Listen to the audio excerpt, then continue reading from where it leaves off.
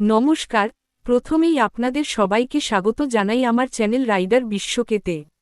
এবারে আমার গন্তব্য ছিল হ্যাম্পটা পাস, যা হিমালয়ের পীর পঞ্জল রেঞ্জে প্রায় 14,100 ফুট উচ্চতায় অবস্থিত। এই পাস কুলু ও লাহুল উপত্যকার মধ্যে একটি ক্রসওভার পয়েন্ট হিসাবে কাজ করে, যা জনপ্রিয় তার সবুজ প্রাকৃতিক দৃশ্য থেকে অনুর্বর মরুভূমির মতো দৃশ্যের এক নাটকীয় পরিবর্তনের জন্যে। এবারে আমার গন্তব্য সেই হ্যাম্পটা পাস। আমার বাড়ি পশ্চিমবঙ্গের নদিয়া জেলার শান্তিপুরে। সেখান থেকে সকাল 7টা ট্রেন ধরে সকাল 10:30 নাগাদ কলকাতা স্টেশন পৌঁছাই। স্টেশনের বাইরের দোকান থেকে ইডলি খেয়ে স্টেশনে ঢুকে দেখি 3 নম্বর প্ল্যাটফর্মে আমার ট্রেন দুর্গনিয়া এক্সপ্রেস দিয়ে দিয়েছে। আমি তখন বাকি টিম মেম্বারদের সাথে মিট করে ট্রেনে উঠে পড়ি। মঙ্গলবার 24শে জুন আমার যাত্রা দুপুর 12:10 দুর্গানিয়া এক্সপ্রেসে শুরু হলো।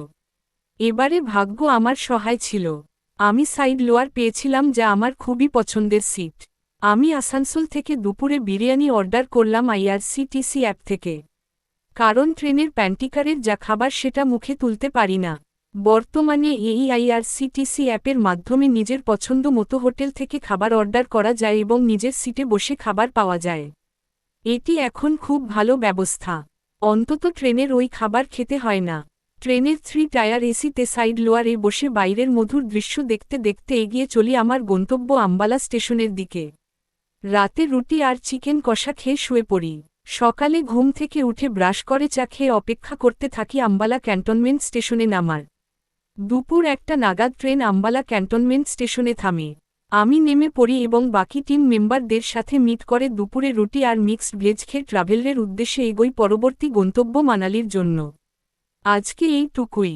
পরবর্তী আপডেটের জন্য অপেক্ষা করুন আর সাবস্ক্রাইব এবং লাইক করে পাশে থাকুন। ধন্যবাদ।